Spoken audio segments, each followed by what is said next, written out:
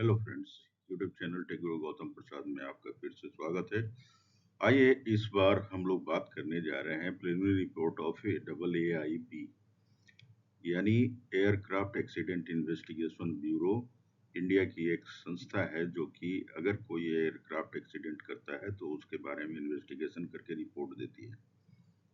तो आज की पेपर के सुर्खियों में आज डेट है 13 जुलाई 2025 और आज के पेपर की सुर्खियों में बना हुआ है ये रिपोर्ट कि प्रिलिमिनरी फाइंडिंग्स क्या है AAIB का। तो आगे बढ़ते हैं हम लोग। What AAIB preliminary report reveals and doesn't. तो ये क्या बात रिवील करता है, दर्शाता है और क्या नहीं बात कर रहा है, इस सब के बारे में हम लोग बातचीत करने जा रहे हैं। The aircraft accident investigation bureau preliminary report of Air India Flight 171 crash has provided the first official account of the disaster that killed 260 people on June 12। तो 12 जून को जो एक्सीडेंट हुआ था उसमें 260 लोग मारे गए थे। ये एयर इंडिया फ्लाइट का 171 विमान था जो कि उड़ने के कुछ ही देर बाद क्रैश कर गया था। तो इस AAIB का क्या फाइंडिंग्स है वो यहाँ समराइज किया हुआ है। प्रिलिमिनरी फाइंडिंग ये बताता है कि फ्यूल स्विच जो है रन से कट ऑफ पोजीशन में स्विच हुआ, वन आफ्टर अनदर। पहले पहला हुआ फिर दूसरा हो गया, one after another with a time gap of 1 second. 1 second के अंदर अंदर पहले पहला हुआ फिर दूसरा हो गया। At 8:42 UTC, just as the aircraft reached its maximum speed, 180 not का स्पीड में जब पहुंचा ही था तो ये टेक ऑफ होने के बाद जो है ये स्विच ऑफ हो गया। This immediately cut off fuel supply to both engines, causing them to lose power। तो टेक ऑफ के टाइम में एक्स्ट्रा पावर का जरूरत होता है हाइट गेन करने के लिए, वो पावर लूज हो गया और हाइट गेन नहीं कर पाया। However, the report does not determine what caused fuel switches to move। तो ये रिपोर्ट ये नहीं बता रहा है कि क्यों हुआ, वाइब्रेशन से हुआ है कि कोई जो है उसको पायलट में ही कोई ऑफ कर दिया है। इसके बीच में बातचीत भी हुई है पायलट्स के बारे में, उसके बारे में भी हम लोग बात करेंगे अगले पेज में। तो यहाँ पे अभी तक इसके बारे में कोई सर्टेन रीजन नहीं बताया गया है। ये इस प्रश्न का उत्तर नहीं दिया गया है इस रिपोर्ट में।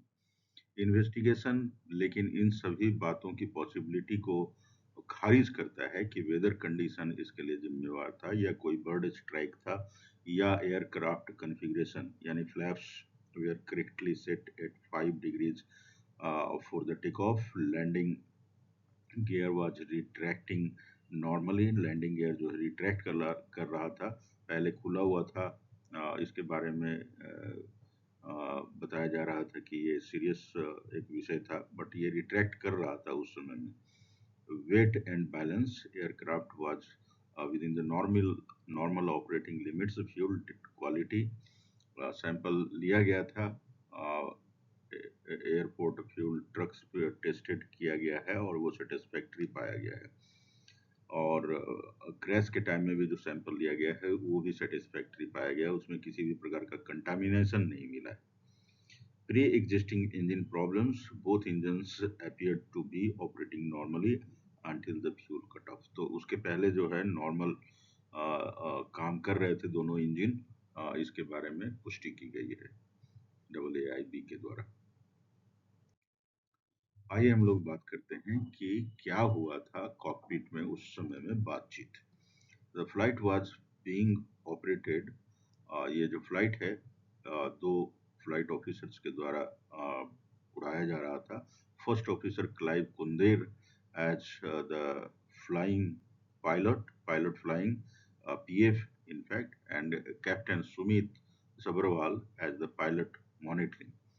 ये एक स्टैंडर्ड अरेंजमेंट है जहाँ पे जूनियर पायलट जो है वो सीनियर पायलट के सुपरविजन में फ्लाइट को उड़ाता है और जो सीनियर पायलट होते हैं वो फ्लाइट को मैनेज करते हैं, मॉनिटर करते हैं। तो यहाँ पे the report provides only A paraphrased account of the cockpit communication pertaining to fuel cut-off। तो paraphrased मतलब होता है कि sentences में बताया गया है कि क्या बातचीत हुई थी। नॉट डायरेक्ट कोट और any other word that may have been spoken. According to AAIB, one of the pilot is heard asking the other, एक पायलट ने दूसरे से पूछा है कि why did you cut off? तो आपने क्यों कट ऑफ किया? The other pilot responded that I didn't do so. हमने ऐसा नहीं किया है, दूसरे पायलट ने जवाब दिया। अब किस पायलट ने पूछा और किसने जवाब दिया, इस रिपोर्ट में उसका भी खुलासा नहीं किया गया है कि कौन से पायलट थे जिन्होंने ऐसा कहा कि आपने क्यों काट दिया, और किस पायलट ने कहा कि हमने नहीं काटा है, ये भी नहीं कहा गया है। इन दो पायलटों में किसने क्या कहा, इसकी पुष्टि नहीं की गई है। आइए हम लोग देखते हैं कि इस फोटोग्राफ में फ्यूल स्विच कहाँ होता है। तो ये केबिन का एक कंट्रोल जो पैनल होता है उसमें दिखाया गया है कि दो स्विचेज हैं, दो इंजन के लिए दो स्विचेज हैं, एक रन पोजीशन है और दूसरा कट ऑफ पोजीशन है। तो फ्यूल कंट्रोल स्विचेज यही दोनों हैं जो कि कट ऑफ पोजीशन में आ गए थे, और इन्हें किसी ने नहीं लाया, बल्कि हो सकता है कि वाइब्रेशन के कारण हो गया होगा, क्योंकि टेक ऑफ के टाइम में काफी वाइब्रेशन होता है। और इसके बारे में एक रिपोर्ट आया था अमेरिका के फेडरल एजेंसी द्वारा कि ये स्विच जो है कभी भी माल फंक्शन कर सकते हैं, इनकी लॉकिंग मैकेनिज्म नहीं थी। तो इस बारे में उन्होंने एक एडवाइजरी जारी किया था, जिसके बारे में भी हम लोग बात करेंगे। तो ये हो सकता है कि उस वाइब्रेशन के चलते स्विच ऑफ हो गया हो, जो कि बड़ा ही डेंजरस सिचुएशन था। आइए हम लोग आगे बढ़ते हैं। तो the pilots made a valiant attempt to save the aircraft. उन्होंने बहुत वैलिएंट एफर्ट लगाया कि एयरक्राफ्ट को बचा लिया जाए। Within 10 to 14 seconds of the fuel cutoff, they moved both the fuel switches back to run position। उन्होंने तुरंत रेज्यूम कर दिया था, रन पोजीशन में ला दिया था। Engine 1 at 8852 UTC, engine 2 at 8856 UTC, दोनों को उन्होंने रन पोजीशन में डाल दिया था। Both engine began automatic restart sequence, engine 1 showing signs of recovery and engine 2 attempting to relight। तो ये दोनों इंजन स्टार्ट होने लगे थे। However, recovery was ultimately impossible due to insufficient time and altitude। तो एयरक्राफ्ट ऊंचाई प्राप्त नहीं कर चुका था, ऊंचाई नहीं प्राप्त कर सका था, और टाइम भी नहीं था ऊंचाई प्राप्त करने का।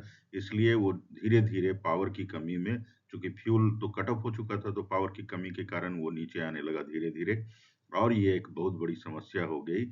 ये दोनों पायलट जो है इंतजार करते रहे कि अब पावर आ जाएगा, पावर आ जाएगा, लेकिन एयरक्राफ्ट जो है धीरे धीरे नीचे चलता गया और अल्टीमेटली क्रैश हो गया। एंड इंजन रीस्टार्ट प्रोसीड्योर, इसमें एक महत्वपूर्ण बात यह है कि रीस्टार्ट प्रोसीड्योर जो है वो 29 सेकंड लेता है। ये 29 सेकंड ही उनके पास नहीं था, जिससे कि एल्टीट्यूड मिल जाता। अगर थोड़ा और एल्टीट्यूड मिल जाता तो शायद एयरक्राफ्ट का फ्यूल सप्लाई रिज्यूम होने के कारण फिर वो एयरक्राफ्ट बच जाता, लेकिन ऐसा हो नहीं पाया दोस्तों, और ये एयरक्राफ्ट इस 29 सेकंड, महत्वपूर्ण 29 सेकंड के अभाव में क्रैश कर गया। Available before the impact, modern jet engines can restart in flight, but typically need several minutes and higher altitude to complete the process successfully। तो किसी किसी क्राफ्ट में मिनटों लग जाते हैं, इसमें 29 सेकेंड्स की जरूरत थी। ये महत्वपूर्ण है जानना। Were there any problem with the plane, तो क्या प्लेन के साथ में कोई समस्या थी, इसका भी बात कहा गया है रिपोर्ट में। The aircraft VTANB had a clean maintenance record with no reported fuel control switch defect since 2023।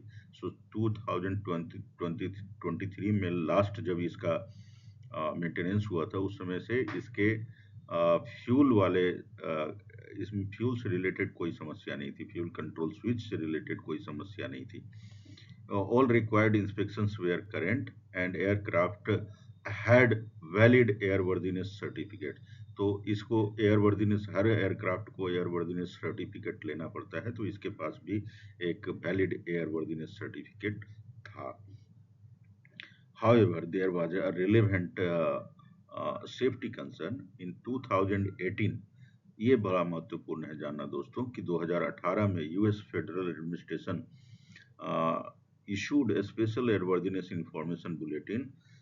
Special airworthiness bulletin का नंबर जो था NM 1833, तो 2018 का था, इसलिए 18 और 33 नंबर का ये जो ये था इंफॉर्मेशन था, ये इशू किया गया था उनके तरफ से regarding the potential problem with the fuel control switch locking mechanism on Boeing aircraft including 787 model जो क्रैश किया था, वो बोइंग का 787 मॉडल था. The bulletin was issued after report that the fuel control switches on the Boeing 737s were installed and therefore locking features disengaged. Crucially, और locking feature को हटा दिया गया था, डिसंगेज्ड का मतलब हटा दिया गया था. Crucially, Air India did not carry out suggested inspection because the bulletin was advisory. तो बुलेटिन जो था एडवाइजरी था, ये सोच करके एयर इंडिया ने सजेस्टेड इंस्पेक्शन नहीं किया रेदर देन मैंडेटरी. तो ये एडवाइजरी था, मैंडेटरी नहीं था, इसलिए उसने वो इंस्पेक्शन नहीं किया. The airline had replaced the aircraft's throttle control module twice. तो एयरलाइन ने एयरक्राफ्ट का थ्रोटल कंट्रोल मॉड्यूल को 2 बार बदला, एक बार 2019 में और दूसरा 2023 में. But these replacements were unrelated to fuel switch issues. ये फ्यूल स्विच इशू से अलग था, इनसे इनका फ्यूल स्विच का जो प्रॉब्लम था उसको एड्रेस नहीं किया इस रिप्लेसमेंट ने. तो एयरक्राफ्ट का थ्रोटल कंट्रोल सिस्टम जो है, जिससे कि उसका स्पीड इंजन का बढ़ाया जा सके, घटाया जा सके, और उसका मैकेनिज्म जो है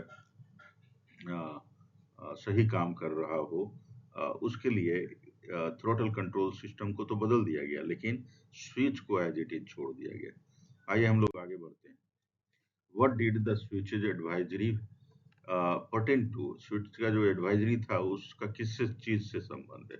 तो 2018 में FAA US federal aviation administration bulletin addressed a concern about the fuel control switch mechanism that couldn't become disengaged, and these locking features are designed to prevent inadvertent movement of the fuel switches. Inadvertently अगर कुछ कारण हो तो उसके चलते अगर fuel switch जो है कट ऑफ पोजीशन में चल जाए तो बड़ा ही मुश्किल सिचुएशन पैदा हो जाएगा. So when disengaged, the switches could potentially move more easily by vibration, inadvertent contact और other factor. तो किसी चीज से छू जाए, फंस जाए या खींच जाए तो उसके कारण जो है ये स्विच जो है इनएडवर्टेंटली जो है ऑफ हो सकता है. So while FAA didn't consider this serious enough to issue a mandatory directive, तो FAA ने मैंडेटरी नहीं किया था इसको, इसे सिर्फ एक एडवाइजरी के रूप में इशू कर दिया था. The bulletin recommended inspection to ensure the locking mechanism were properly engaged. तो इन्होंने खाली एडवाइजरी दे दिया था कि इसको इंगेज करना है, इसको तब्दीली करना है. व्हाट हैपेंस नेक्स्ट, अब क्या होगा. So it is important to emphasise, इस बात को जोर देकर बोला गया है कि अभी फाइंडिंग्स पूरा नहीं हुआ है और फाइंडिंग्स कुड शिफ्ट सिग्निफिकेंटली. हो सकता है कि इसमें कोई बड़ी तब्दीली आ जाए as more evidence is gathered and analyse. अभी बहुत सारे इंफॉर्मेशन आने बाकी हैं और उनका एनालिसिस बाकी है. तो जैसे जैसे एनालिसिस होंगे नए तथ्यों का हो सकता है कि खुलासा हो और नई कुछ जानकारियां मिले इस सब्जेक्ट में. The information is preliminary and subject to change, ऐसा AAIB ने कहा है. तो मेरे ख्याल से आपको ये जानकारियां पसंद आई होगी दोस्तों. धन्यवाद इस प्रेजेंटेशन के लास्ट तक बने रहने के लिए. अगर आपको वीडियो पसंद आया तो लाइक करना मत भूलिएगा. अगर आपने चैनल को सब्सक्राइब नहीं किया है तो अवश्य चैनल को सब्सक्राइब कर लें और अगर आप इस जानकारी को किसी से शेयर करना चाहते हैं तो इस पूरे वीडियो को किसी और साथियों के साथ में शेयर कर दीजिए और धन्यवाद एक बार फिर से।